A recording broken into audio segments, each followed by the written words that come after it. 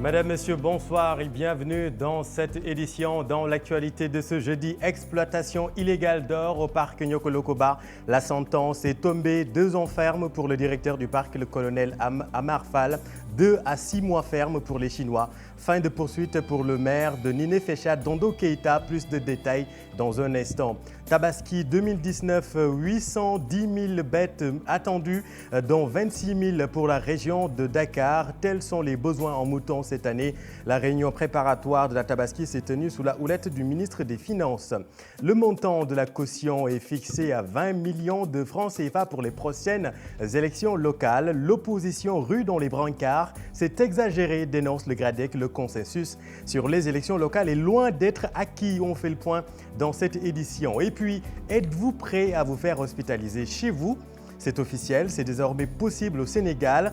Quelle est la procédure et est-ce que c'est une médecine pour monsieur et madame tout le monde? Nous avons posé la question à des acteurs de la santé. En sport, les choses sérieuses commencent demain pour les Lions. Ils sont prêts à relever le défi ougandais. Vous entendrez à ce propos le milieu de terrain Pape Aliou Ndiaye. Voilà pour les titres. Tout de suite, le développement.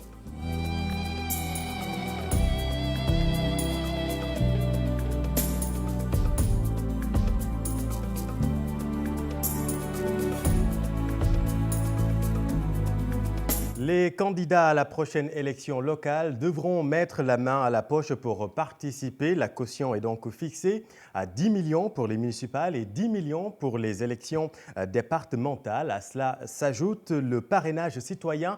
Qui sera le premier obstacle à franchir? Explication, Chérif Dia.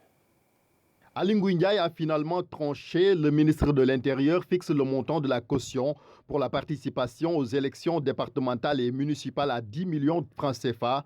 Il précise dans son arrêté que c'est pour chaque type d'élection et par chaque liste, quel que soit le nombre de départements ou de communes où la liste de candidats se présente. Cela en application des articles L243 et L279 du Code électoral. Le ministre de l'Intérieur a par la même occasion signé un autre arrêté fixant le format et les éléments d'identification constituant les rubriques de la fiche de collecte des parrainages pour les locales. Pour participer aux élections départementales du 1er décembre 2019, les candidats doivent réunir le minimum de 1% et le maximum d'1,5% d'électeurs par département selon l'article 7 de l'arrêté, lequel, dans son alinéa 2, précise que ces électeurs parrains sont répartis dans la moitié au moins des communes constitutives du département, c'est-à-dire 1,5 au minimum dans chacune de ces communes. À titre d'exemple, 3 835 parrains maximum et 2 557 minimum sont demandés aux candidats en liste pour le conseil départemental de Rufisque. Ces signatures sont à collecter dans 12 communes constitutives. Le même seuil est exigé aux candidats pour les élections municipales. Dans la commune des Parcelles Assainies, par exemple, les candidats doivent réunir un minimum de 963 signatures et un maximum de 1444 parrains. Pour ce type d'élection, les militaires et les paramilitaires sont interdits de parrainage selon l'article 8 de l'arrêté du ministre de l'Intérieur qui renvoie aux dispositions de l'article L275 du Code électoral.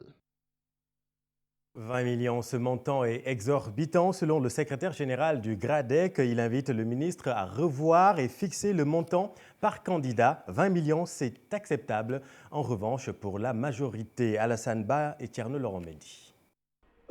C'est de l'ordre du possible. Il me semble qu'aujourd'hui, dans les conditions actuelles, de mon point de vue, il va être... Les choses se précisent davantage. Le ministre de l'Intérieur se conforme à la loi et fixe la caution pour les locales du 1er décembre prochain. 20 millions de francs CFA en tout. Une élection à un coût, dira Benoît Sambou, le chargé des élections de l'Alliance pour la République, estime qu'Aly Ngouille Ndiaye s'est conformé à l'esprit qui a guidé les concertations. Lors des élections présidentielles passées, de l'élection présidentielle, la caution était à 30 millions. Lors de l'élection législative aussi, on était autour de 25 millions. Donc la caution qui a été fixée aujourd'hui est conforme à l'esprit. Les acteurs du processus électoral s'étaient entendus pour demander à ce que les cautions soient raisonnables.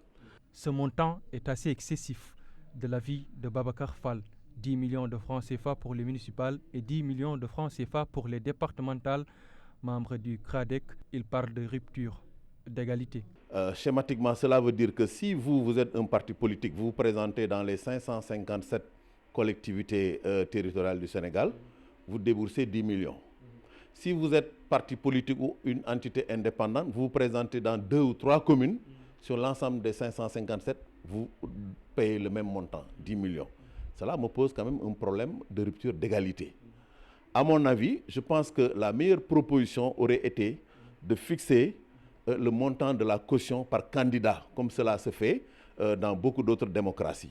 Le modèle de fiche de parrainage est aussi défini par arrêté. Chaque candidat doit être parrainé comme ce fut le cas pour la présidentielle du 24 février dernier.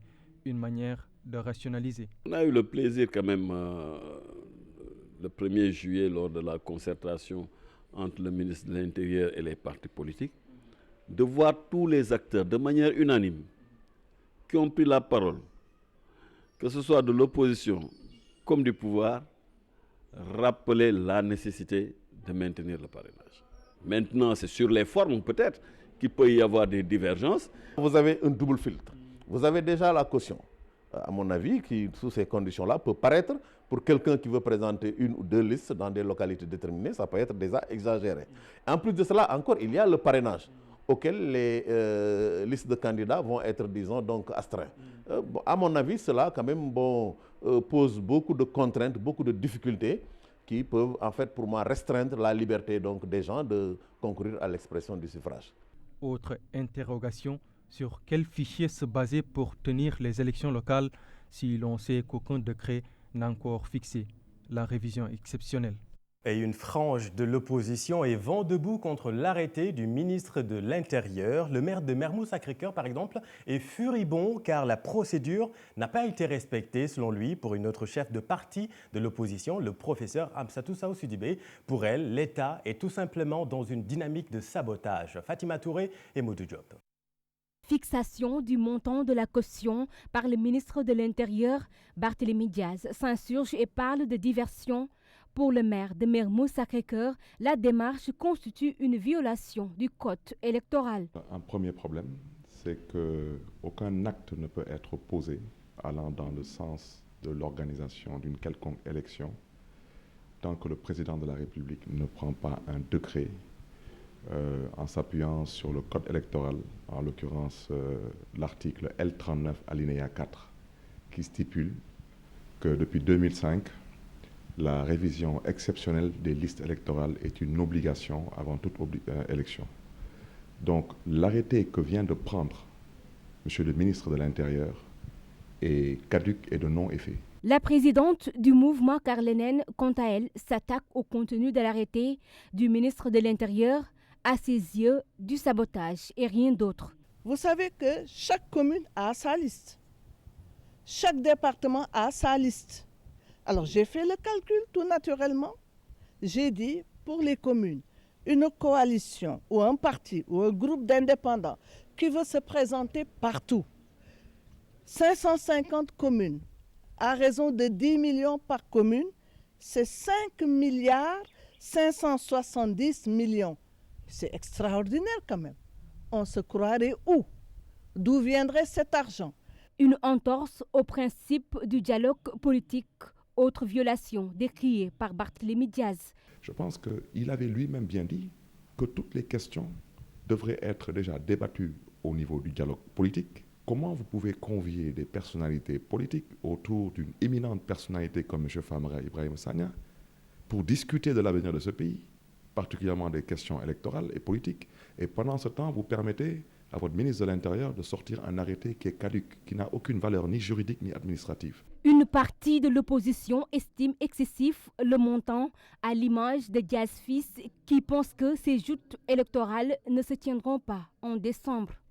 Merci Fatima. Et dans ce contexte, Babacar Fall craint un report des élections locales. Selon ce membre du GRADEC, le temps risque de poser problème vu tout ce manque de consensus. Écoutons Babacar Fall avec Alassane Ba. C'est de l'ordre du possible. Il me semble qu'aujourd'hui, dans les conditions actuelles, de mon point de vue, il va être très difficile de tenir l'élection à la date du 1er décembre. Parce que si le ministre conformément à la loi ouvre la période de révision, cela va prendre un certain temps. Il va falloir au moins faire une révision exceptionnelle de 2 mois. Il faudra faire le traitement des données de la révision, sortir les listes provisoires, ouvrir le contentieux, etc., imprimer les cartes. Tout ça ne peut pas se faire quand même en 2 mois. Il faudrait compter au moins 4 mois. Or, le délai pour le dépôt des candidatures est aux environs du 12 septembre. Vous voyez déjà donc ce que cela pose comme contrainte. Ensuite, on va démarrer la campagne de parrainage ou la campagne d'investiture dans une période hivernale. Vous avez aujourd'hui les fêtes de Tabaski, vous avez l'hivernage, les gens à l'intérieur du pays sont occupés donc dans les champs. Ça, c'est autant de contraintes. En fait, je pense que la question du report ou non, c'est une question politique majeure. Elle est technique et politique, mais plutôt politique. Et je pense que dans le cadre aujourd'hui de la commission cellulaire, les acteurs doivent en discuter.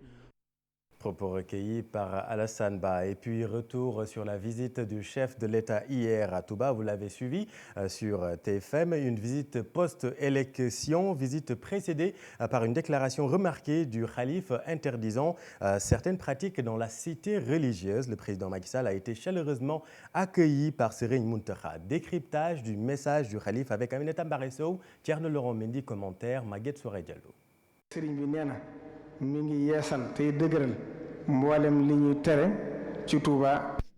Cette visite, la première du président Macky Sall depuis sa réélection, un rendez-vous solennel avec le khalife général des Mourides.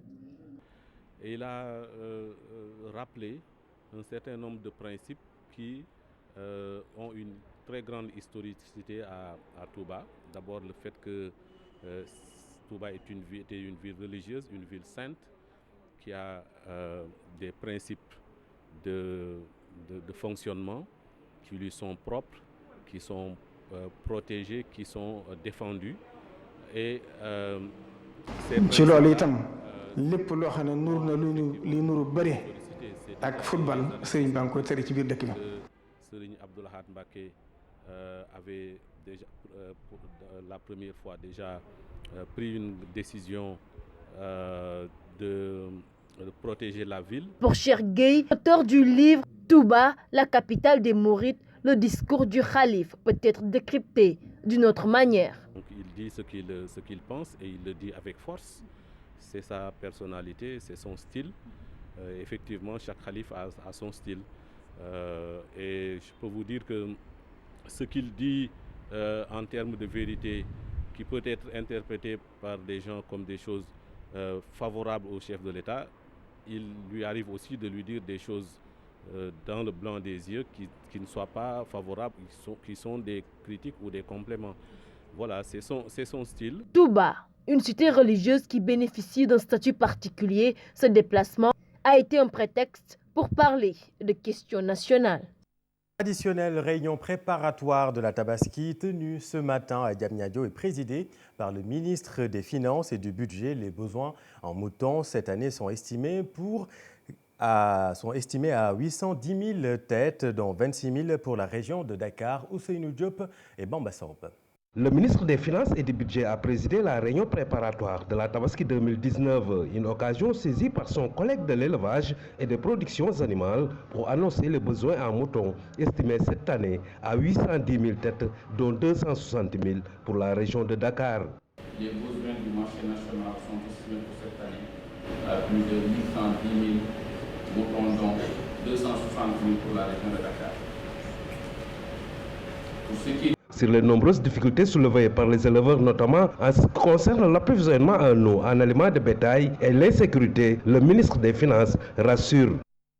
Comme quoi, tout ce qui est taxe et droit a été supprimé pendant 60 jours pour permettre à l'ensemble des opérateurs d'acquérir des animaux, mais aussi de pouvoir vendre dans des conditions les plus idoines possibles.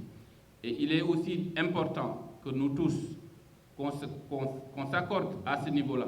Par ailleurs, Abdoulaye Daouda Diallo annonce une enveloppe de 3,5 milliards pour appuyer les éleveurs pour cette Tabaski 2019 prévue le 11 août prochain. Facilitera la mobilisation des ressources destinées à la préparation de la Tabaski et des montants inscrits au budget du ministère de l'élevage, cela va de soi, en même temps que la libération des indemnités de déplacement sous forme de caisse d'avance pour la prise en charge efficiente des agents qui seront en mission. Par ailleurs, Abdoulaye Daouda Diallo annonce une enveloppe de 3,5 milliards pour appuyer les éleveurs pour cette Tabaski 2019 prévue le 11 août prochain. Merci Ousseynou. Et puis revenons sur le baccalauréat, lycée Malick Sy de Thiès. Les professeurs surveillants, transcripteurs qui gèrent les candidats malvoyants ou déficients visuels sont en colère. Ils dénoncent le fait qu'ils n'ont pas reçu d'indemnité. Ils restent jusqu'à 0 heure au lycée pour la transcription des épreuves. Pour eux, si rien n'est fait, ils n'excluent pas de boycotter le second tour. Reportage Charante Diop, c'est la tire. Les enseignants et travailleurs pour la personne handicapée sont au lycée Malick Sy de Thiès pour les besoins du baccalauréat. Ils se désolent du sort qui leur est réservé. Depuis 2004, le bac a été délocalisé de Dakar jusqu'à Thiès. Donc 4 ans, voilà 4 ans que nous sommes là, mais nous travaillons de 7h du matin jusqu'à 23h, des fois même 1h du matin, avec des dames qui ont des enfants chez eux, mais nous ne recevons aucune rémunération de l'État. L'IA est là. Chaque année, il vient ici, mais ce qu'il nous dit, ce que vous faites là, c'est une récompense divine qui vous attend. Mais ce que Dieu nous donne, c'est Dieu seul qui le sait. Ce que nous demandons, c'est vraiment une rémunération de 50 000 jours par transcripteur. Ces professeurs regroupés au sein du syndicat unique des enseignants et travailleurs pour la personne handicapée interpellent les autorités compétentes. Pour eux, ils ne bénéficient pas du même traitement que leurs collègues des autres jurys. La sécurité, à 8 heures, ils sont là. Mais dès que les élèves voyants rentrent, nous, on est laissés comme ça, on est exposés. Et pourtant, on est là jusqu'à... Des fois, on a 23 heures jusqu'à 0 heure. Je pense que l'État, s'ils sont animés de volonté, s'ils sont dans un Sénégal pour tous, on doit quand même nous considérer. L'inclusion doit être une norme, mais non pas une exception. Au-delà de l'ultimatum fixé à l'inspection d'académie de Thiès, il n'exclut pas de boycotter les examens du second tour. Et ils sont 14 candidats handicapés visuels à se pencher sur les épreuves du baccalauréat au centre d'examen du lycée Malick Sy de Thiès. Merci Charanta. Et puis le tribunal de grande instance de Kédougou a délibéré sur l'affaire de l'exploitation minière dans le parc de Niokolo-Koba. Le colonel directeur du parc est condamné à 2 ans de prison ferme, 6 mois pour le capitaine Mamadou Maroun, 2 ans pour le lieutenant Sultan Diop, Adama Diop, directeur des mines et de la géologie, écope d'un emprisonnement ferme 2 à 6 mois pour les Chinois. Quant aux autres accusés, dont les maires de Dinefécha et Tombokoro, ils sont tous libres de poursuite. Et puis parlons justement de transparence dans le secteur extractif. Le Comité sénégalais des droits de l'homme donne des recommandations comme la gestion améliorée des ressources minières, la collecte d'informations, entre autres. Maguette Souaré-Diallo et Tierno Laurent Mehdi. Un cadre de gestion transparente des ressources minérales et des finances publiques conformes parmi les recommandations des défenseurs des droits de l'homme pour les industries extractives. Le terrain, qu'à chaque fois les populations nous interpellent sur un peu nos actions dispersées. Et cela ne permet pas un peu d'être non seulement rationnel dans nos actions, mais ne nous permet pas d'atteindre les objectifs escomptés. Et c'est la raison pour laquelle nous faisons la recommandation selon laquelle il faudra donc harmoniser nos actions sur le terrain de transparence, mais également sur le code minier, donc au niveau de l'espace UEMOA.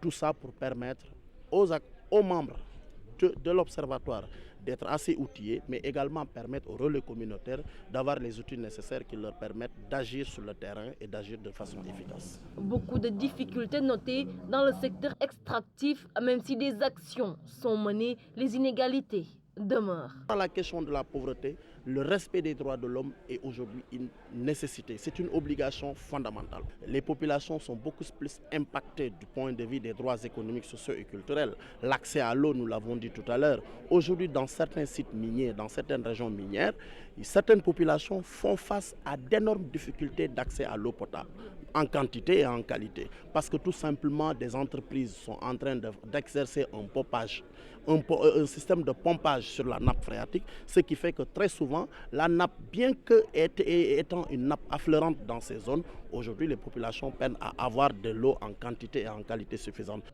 Dans le rapport ITIE 2017, le secteur extractif a généré un revenu estimé à 126,7 milliards de francs CFA. 89,2% des recettes proviennent du secteur minier, selon toujours le même rapport. Pourtant, une partie importante de la population s'y active. Merci Maguette. Le colonel Abdourahim Kébé, convoqué à la section recherche de Colobane demain, a fait face à la presse ce jeudi. À Saint-Louis, il a rappelé que son engagement à soutenir le mouvement Aar Li Ñu Bokk est irréversible. Suivons-le au micro de Ousseynou Diop. La conclusion, c'est que j'ai droit, comme tout citoyen non assujetti, à m'engager en politique et dans les actions citoyennes. Et cet engagement est irréversible. C'est à ce titre que je soutiens activement le mouvement Aar Li Ñu Bokk, un mouvement citoyen qui lutte pour l'intérêt général en demandant la transparence dans la gouvernance de nos ressources naturelles et financières, ce qui me vaut une convocation qui m'a été remise hier, mercredi 3 juillet 2019, à 11h. Et il m'est demandé de me présenter à la section de recherche de la gendarmerie. En bon citoyen, je vais déférer à la convocation au jour et à l'heure indiquée. Recueilli par Ousseynou Diop et Habib Seck. Et puis lancement des activités de l'hôpital à domicile ce matin à l'hôpital Le Fann. Désormais, vous pouvez vous faire hospitaliser chez vous. C'est à l'initiative de PHS Santé d'Homme en partenariat avec l'État du Sénégal. Alors comment ça marche? Suivons les explications du président du projet, Salif Diallo. Nous avons pensé qu'en partenariat avec le ministère de la Santé et en partenariat avec les hôpitaux, nous pouvions trouver une structure pour assurer la continuité des soins pour ces malades-là qui n'ont pas trouvé de place au niveau de l'hôpital. Donc il ne s'agit pas pour nous de prendre des malades de l'hôpital, il s'agit de travailler en étroite intelligence avec l'hôpital. Alors l'objectif, vous l'avez entendu, est de diminuer les coûts ou encore de désengorger les urgences dans les hôpitaux. Seulement, est-ce que tous les Sénégalais peuvent se payer le luxe d'être hospitalisés à la maison? Est-ce que c'est une médecine pour les riches? Et quels sont son modèle économique? Nous avons posé toutes ces questions à des responsables du secteur de la santé. C'est un dossier, cher Diop Gerveyao. Recevoir une équipe médicale à la maison, profiter d'un soin sur place, la pratique est de plus en plus courante, une manière de désengorger aussi les hôpitaux. Des fois, les hôpitaux sont éloignés. Il y a des personnes qui quittent la banlieue pour venir à peu près jusqu'à l'hôpital Fann ou bien jusqu'à l'hôpital Dantec. Donc pourquoi pas rester chez soi et recevoir des soins de qualité comme à l'hôpital si ça le nécessite. Certaines maladies nécessitent un traitement à domicile plus confortable pour le patient, même si le service peut être plus coûteux. Mais en mettant l'accent sur les personnes âgées, des pathologies telles que les maladies cardiovasculaires, il y a les malades du cancer. Se faire soigner pose des fois problème dans certaines structures de santé du pays. L'absence d'un plateau médical relevé est souvent évoquée. Dans ce contexte, les soins à domicile risquent d'être réservés à une certaine classe sociale. Notre fourchette de prix, c'est entre 5 000 et 17 000 francs par séance de soins, c'est-à-dire par passage du soignant. On a adopté le système de l'hôpital, on fait une provision de 10 jours. Maintenant, sur ces 10 jours-là, à chaque fois, il y a le passage du soignant qui est calé. Et tout ça, c'est sur la décision du médecin. Et si maintenant que ces 10 jours-là s'épuisent, on fait encore une autre provision si ça le nécessite. Et si aussi le malade est guéri, avant que les 10 jours-là ne s'épuisent, il y a un remboursement qui est fait à son égard. Je pense que c'est une bonne chose, mais que ce soit à la portée de tout le monde.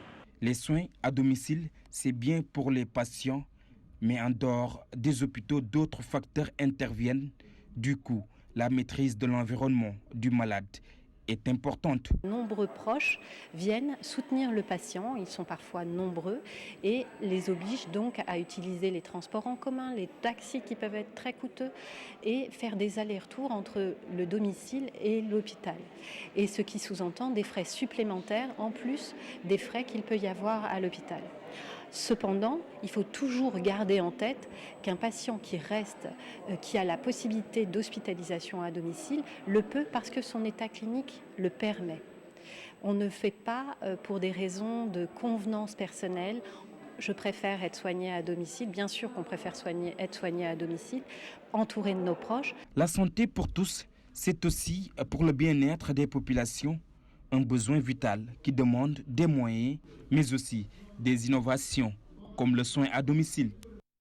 Alors, en attendant d'être soigné à la maison, le navire de l'ONG Meryships accoste bientôt au Sénégal. Ce centre de soins flottant dispose de 5 blocs opératoires, 82 lits, un scanner, un équipement complet pour les radios à rayons X ainsi qu'un laboratoire et un personnel de 400 personnes. Une opération en collaboration avec le ministère de la Santé et de l'Action sociale. Diarietou Fall et Pape Sangone Mbaye. Avec 5 blocs opératoires et 400 volontaires à bord, le navire Hôpital Africa Mercyship, appelé aussi navire de l'espoir, est attendu au Sénégal à partir du 10 août. Le Sénégal va accueillir le bateau Mercyship pour 10 mois pour offrir des soins chirurgicaux à la population sénégalaise. Nous allons recruter des médecins qui vont soigner tout le Sénégal, tous les 77 centres de santé de référence des districts sanitaires pour consulter les patients. Avec un séjour de 10 mois au Sénégal, le navire de l'espoir ambitionne de traiter entre autres 40 pathologies. Pour cette campagne, il y aura plus de 40 pathologies qui seront prises en charge dans des domaines divers et variés que sont la chirurgie maxillofaciale, la chirurgie générale, la chirurgie gynécologique, surtout la prise en charge des fistules obstétricales, la chirurgie réparatrice avec les séquelles de brûlure. Et aujourd'hui, ce que je peux vous dire, tout Sénégalais peut se rapprocher du centre de santé de référence de son district sanitaire pour avoir le chronogramme, c'est-à-dire la date pour la sélection primaire. Le programme de sélection débutera le 15 juillet dans la région de Thiès. La prise en charge des malades est gratuite. Il y aura ce qu'on appelle le Hub Center, qui est la maison de l'espoir, où tous les malades qui viennent des régions, avant leur intervention et après leur intervention, vont séjourner dans ce Hub Center qui est localisé à Anne-Belair. Donc c'est un grand bâtiment qui peut contenir jusqu'à 250 personnes qui seront logées, nourries gratuitement dans le cadre de cette campagne. Cette coopération entre le Sénégal et le navire Mercyship va se poursuivre jusqu'en juin 2020, ce pour aider la population des 14 régions du Sénégal à accéder aux soins. Merci Diarietou. Et puis les producteurs de tomates de la vallée du fleuve Sénégal ont obtenu cette année une production record de 60 000 tonnes comparé aux 3 dernières années. Sur un objectif de 80 000 tonnes, ils ont atteint 76% des objectifs fixés malgré les difficultés rencontrées liées surtout à la maladie bactériose qui a ravagé une partie de la production. Faisons le point avec Ousseynou Diop et Abibsek. 60 873 tonnes de tomates ont été produites cette année dans la vallée du fleuve Sénégal par les producteurs. Un nouveau record enregistré par rapport aux 3 dernières années. Pour 2018-2019, les objectifs étaient fixés à 80 000 tonnes de tomates. Mais le constat général quand même est que cette année, des efforts ont été fournis de la plupart de certains partenaires, surtout à commencer par la SAED, les industriels et les autres partenaires qui nous ont permis quand même de cette année de relever un peu le niveau de la production, qui a connu des baisses vraiment très importantes ces 3 dernières années. Cette année, quand même, on est allé au-delà de plus de 60 000 tonnes de tomates fraîches. Pour cette campagne, plusieurs facteurs ont bloqué la production de tomates, notamment la maladie dite bactériose.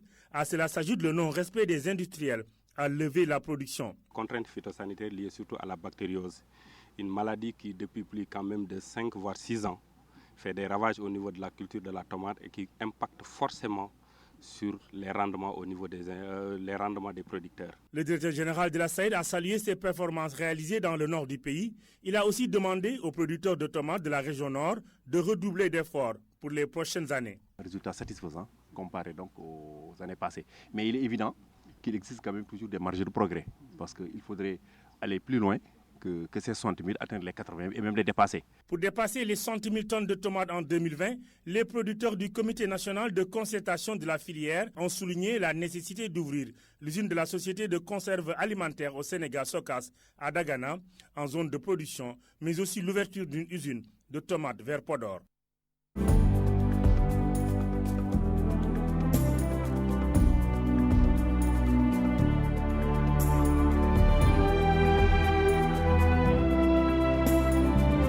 L'actualité sportive, la CAN égyptienne, Sénégal vs Ouganda demain. Remporter le match pour faire plaisir au peuple sénégalais. Le groupe est prêt à relever le défi. Des propos de Papa Alioune Ndiaye lors de la dernière séance d'entraînement des Lions cet après-midi. Suivons-le au micro de notre équipe au Caire. Je pense qu'il faut plus penser équipe. Il faut penser équipe. Voilà, ça fait un peu plus d'un mois qu'on est ensemble. Il faut penser équipe parce que tout ce qu'on fait, on le fait pour l'équipe. Là, on en est au stade où c'est des matchs à élimination directe et il n'y a que le collectif qui prime.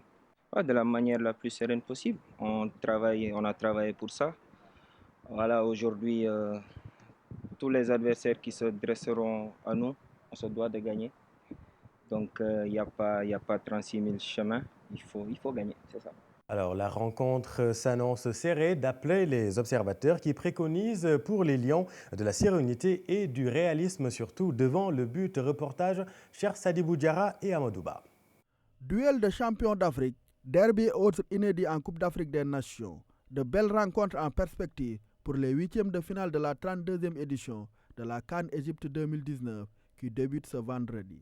Maroc-Bénin va être la première affiche à se disputer. Les Marocains, auteurs d'un carton plein, partent favoris face à des Béninois, sans victoire lors du premier tour. Les deux sélections s'étaient déjà affrontées en phase finale de CAN en 2004. Un match qui avait tourné à l'avantage du Maroc, 4-0. Sénégal-Ouganda est par contre une première dans la grande messe du football africain.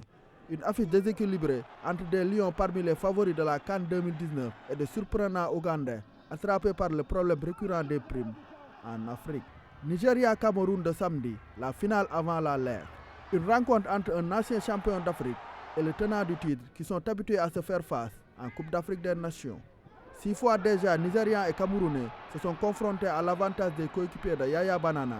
3 victoires, 1 nul contre 2 succès pour la bande à Igalo qui va chercher à égaliser. Égypte-Afrique du Sud, autre duel de champions d'Afrique, mais moins indécis. Les pharaons hôtes du tournoi partent largement favoris devant les Bafana Bafana. L'Égypte, auteur d'un carton plein au premier tour, a toujours dominé l'Afrique du Sud à la CAN. 2 matchs, 2 victoires. Madagascar-République démocratique du Congo de dimanche est une rencontre inédite dans cette compétition. Voilà, cher Tidiane, cher Sadibou, qui nous parlait plutôt de l'ensemble des rencontres des huitièmes, mais on revient sur le match qui nous concerne, celui du Sénégal face à l'Ouganda. Demain, une rencontre qui s'annonce serrée d'après les observateurs qui préconisent aux Lions de la sérénité et du réalisme devant le but. Cher Sadibou Diarra. L'élément n'est pas en place. Jour de CAN, pourquoi pas tout à l'heure. Plus d'actualités sportives avec cher Tidiane Diao. C'est la fin de cette édition. Merci de l'avoir suivi. C'était un immense plaisir de vous présenter ce journal à suivre dans votre émission ce soir un peu plus tard. Votre émission religieuse avec Mamadou Mbaye Garmi. Quant à moi, je vous donne rendez-vous lundi. Bonne soirée.